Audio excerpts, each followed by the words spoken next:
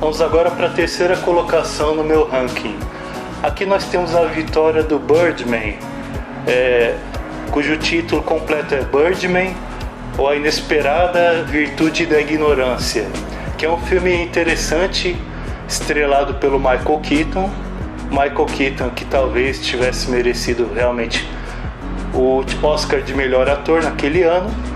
Esse filme foi vitorioso no Oscar sobre um filme que eu considero um dos melhores filmes já feitos, certamente o melhor filme da carreira do Christopher Nolan, que é o Interestelar. É uma ficção científica que não só tem a cinematografia mais perfeita de qualquer filme até hoje, como também tem um roteiro que explora as possibilidades da ciência, suscitou muita discussão nos meios acadêmicos e realmente traz a discussão o futuro da humanidade de uma maneira bastante profunda.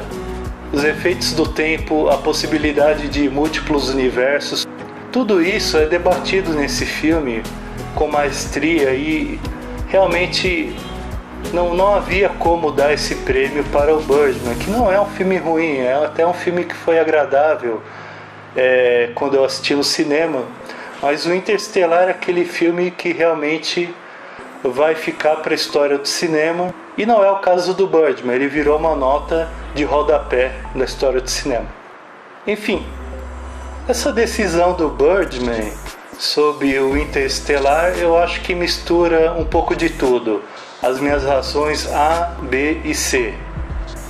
Na minha quarta colocação temos outra decisão injusta de um filme que vai ficar como nota de rodapé da história do cinema, que é o Coda, que é um filme da Apple, cujo título em inglês quer dizer Children of Deaf Adults, ou seja, filhos de pais surdos.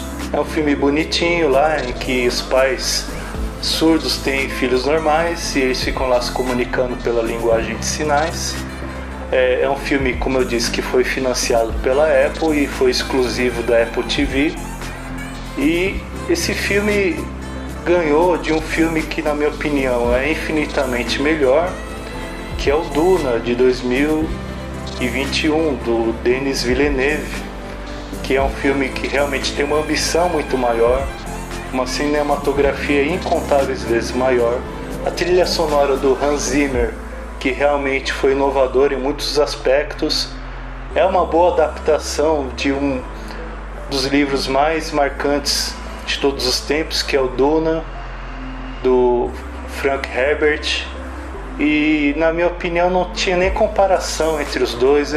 Na verdade eu nem consegui assistir o Coda até o final, eu achei muito chato. Talvez eu perdi alguma coisa no fim que pudesse mudar a minha opinião, mas muita gente realmente ficou perplexa com a decisão do Oscar.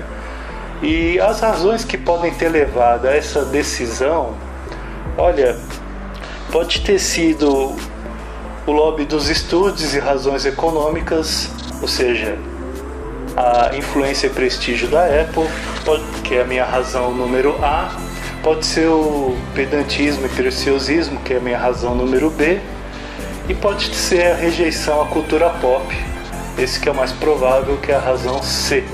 Então tudo isso está presente aí nessa decisão do Coda sobre o Duna. Na quinta colocação da minha lista de maiores equívocos do Oscar, nós temos A Forma d'Água ganhando do Dunkirk, também do Christopher Nolan.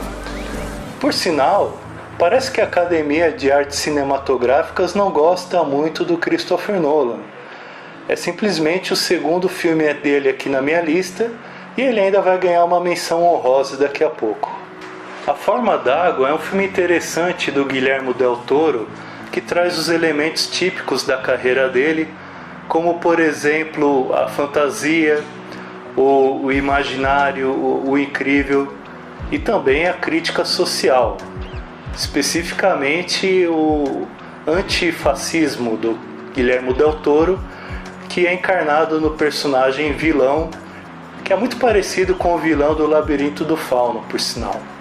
A Forma d'Água, que é um filme que mostra o romance entre uma faxineira e uma criatura aquática que está presa num laboratório experimental do governo americano sobre o julgo de um agente governamental corrupto e fascista. Já o Dunkirk mostra a retirada dos soldados ingleses da praia de Dunkirk, fugindo dos nazistas, onde eles estavam lá encurralados. É um filme que eu já abordei aqui no canal, um grande filme, uma das melhores cinematografias da história do cinema. No caso desse debate entre o filme A Forma d'Água e o Dunkirk, eu acredito que tenha sido pressão dos estúdios e também a questão ideológica. Os filmes de guerra, de uma maneira geral, eles não são recebidos com tanta boa vontade pela academia cinematográfica. Quando eu digo questão ideológica, eu quero dizer que talvez muitos críticos consideram que esses filmes de guerra, mesmo guerras justificáveis, como foi a guerra contra o nazismo, acabam idealizando a masculinidade tóxica, o machismo, o patriarcado, essas coisas. Então, filmes de guerra, de uma maneira geral, não são assim premiados com o Oscar de melhor filme, com algumas exceções. Então essa foi a decisão do Oscar de 2018.